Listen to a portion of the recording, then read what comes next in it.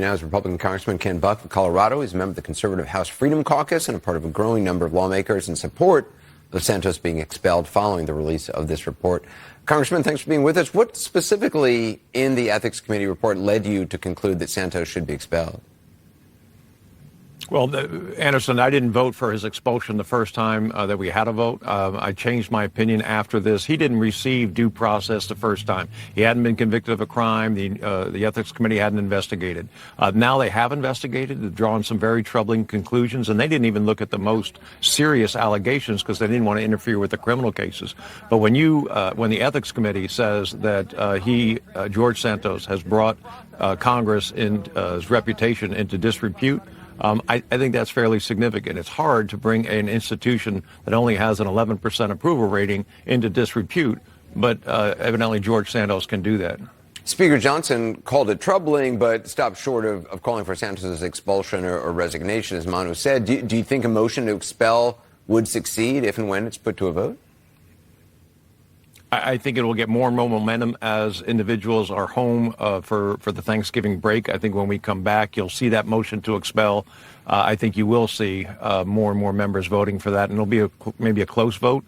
But I think he will be expelled if he doesn't resign. I hope he resigns before we get to that point. I mean, obviously, if Santos is expelled, that would give Republicans an even slimmer majority in the House. Do you think it's an important factor for your colleagues to consider when voting?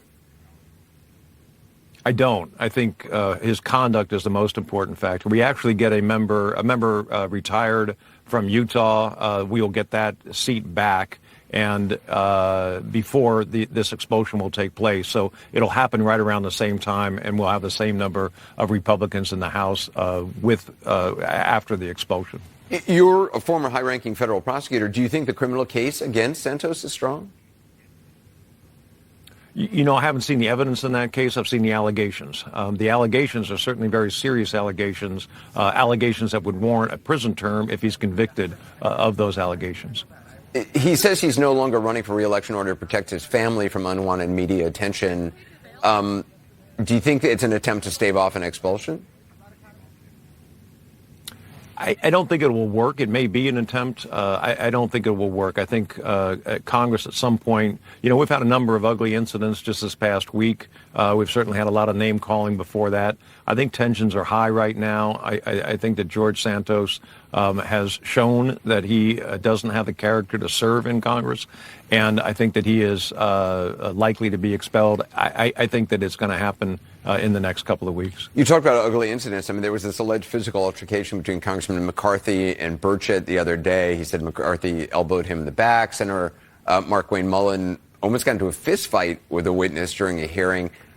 I mean, given your experience, what is going on? I mean, does it seem crazier than usual, or just, I mean, what do you attribute this to? Well, I do think it's crazier than normal. I think that we have been here for a number of weeks in a row, I believe 10 weeks in a row. Obviously, we've had weekends and other things, but it isn't always easy to get back to a lot of the districts over the weekend. So people have been in D.C., away from their family, and I think tensions are getting high. I think tensions are also getting high because we're not passing the appropriations bills and moving forward, and that's a difficult sign. We've had some difficult votes, like the continuing resolutions, and so I think that this Thanksgiving break is really necessary at this time, and I hope that people come back with a better attitude. Yeah. Congressman Ken Buck, thanks so much. Appreciate it. Thank you.